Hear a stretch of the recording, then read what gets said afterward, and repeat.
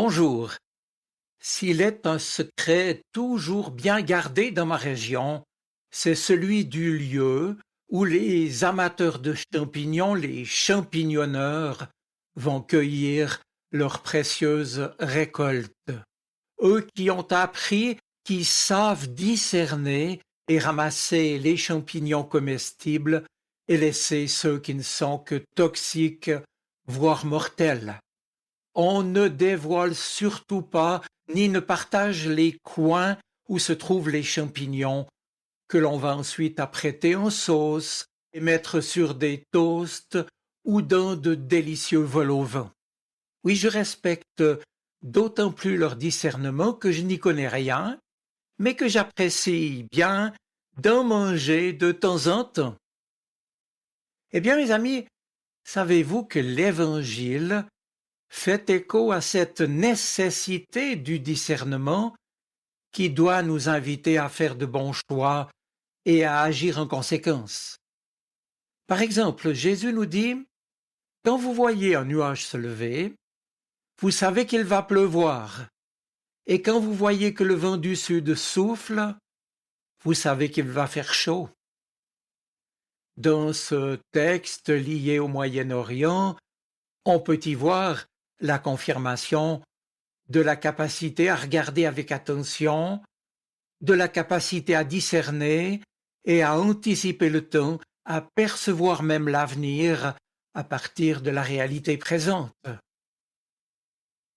Dans l'Évangile, Jésus parle en effet de discernement avec des images non seulement tirées de la météo, mais aussi de la vie ordinaire. Par exemple, il décrit les pêcheurs qui sélectionnent les bons poissons et rejettent les mauvais, ou le marchand qui sait identifier parmi de nombreuses perles celle qui a le plus de valeur, ou encore celui qui, en labourant un champ, tombe sur quelque chose qui se révèle être un trésor. À la lumière de ces exemples, le discernement se présente en somme comme un exercice d'intelligence, de capacité et de volonté pour saisir le bon moment. Il faut en effet de l'intelligence, de l'expertise et aussi la volonté pour faire un bon choix. Et puis il y a un effort pour que le discernement devienne opérationnel et puisse se traduire concrètement.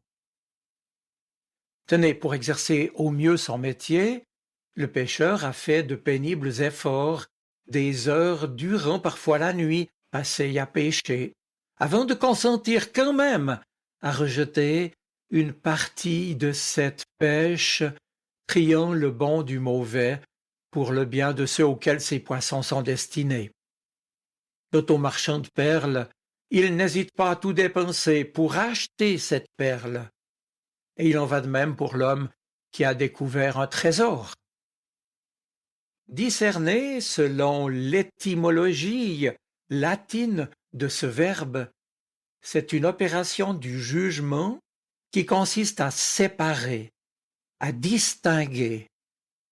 Or, dans l'Évangile, nous n'avons pas seulement un appel au discernement en général, mais la description complète de ce qui doit être notre perspective en tant que chrétien. Et cette description, nous la trouvons dans la bouche de Jésus. Si quelqu'un veut venir à ma suite, qu'il renonce à lui-même, qu'il prenne sa croix et qu'il me suive. La première partie de cet appel propose donc l'objectif à partir duquel les conséquences devront découler. C'est la volonté de suivre Jésus. Ensuite, comme bien sûr d'autres perspectives sont possibles pour chacun, l'appel est conditionnel pour que son agir ensuite soit en adéquation avec son choix. Si quelqu'un veut venir à ma suite, alors il lui faut renoncer à certains autres choix possibles. Si nous avons choisi d'être chrétiens, c'est donc uniquement à partir de cette finalité-là que doit s'orienter toute notre vie. Alors, Jésus en rappelle le prix. Notre propre personne et nos désirs devront passer à l'arrière-plan. Si quelqu'un veut venir à ma suite, alors il lui faut renoncer à lui-même. Oh, ce n'est pas que notre propre personne et que nos désirs soient forcément mauvais ou méprisables, mais ils sont appelés à se placer à leur juste place, c'est-à-dire à l'arrière-plan, et ne plus diriger et ne pas diriger notre conduite. Voilà donc, mes amis, la véritable perspective chrétienne à partir de laquelle Jésus nous demande d'évaluer aujourd'hui nos actes, nos pensées, nos jugements, nos engagements. Cette perspective-là est exactement contraire à celle que nous propose le monde, raison pour laquelle Jésus ne manque pas d'associer son appel au discernement et à la croix. Cela nous fait-il peur? Mais quel avantage aurions-nous à suivre les injonctions de la mentalité ambiante si nous devions y perdre notre véritable vie, celle qui est en Dieu? Il y a bien plus ici que des champignons à discerner. L'apôtre Paul nous invite lui aussi au discernement quand il écrit en Romains chapitre 12 verset 2 « Ne vous conformez pas aux habitudes de ce monde, mais laissez Dieu vous transformer et vous donner une intelligence ou bien une mentalité nouvelle. Vous pourrez alors discerner ce que Dieu veut, ce qui est bien, ce qui lui est agréable et ce qui est parfait. » Discerner, c'est donc apprendre à regarder et à interpréter avec sagesse ce que l'on voit ou que l'on comprend, à commencer par ce que l'on lit dans la Bible. Il s'agit pour cela de cultiver notre être intérieur, comme nous le rappelle Paul. Discerner en ce domaine spirituel, c'est aussi écouter, c'est dialoguer avec Dieu dans la prière.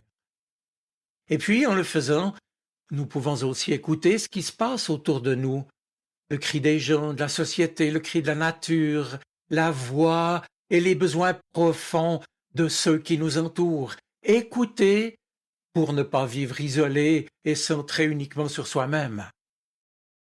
Discerner, c'est apprendre à regarder, à écouter et puis à parler, pour rendre compte de ce que nous avons vu et entendu, compris, et puis chercher avec d'autres les chemins à suivre, les voies où Dieu veut que nous soyons.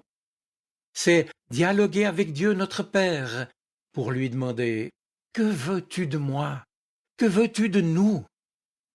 Face à ce qui se passe, face au haut et au bas que traverse notre société et notre monde, demandons-lui de nous murmurer ce qu'il attend de nous, là où il nous a placés, pour être ses témoins au cœur d'une époque de changement, de crise, dans les périodes où les signes du temps nous lancent de véritables défis.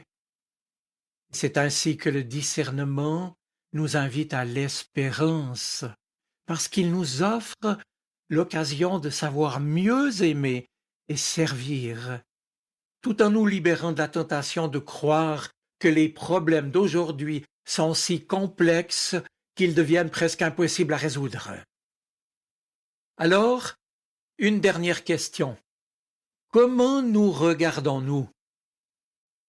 Nous laissons-nous regarder par le Christ et regardons-nous ceux qui nous entourent avec le regard du Christ, avec une mentalité renouvelée, imprégnée de ce regard de tendresse et de compassion?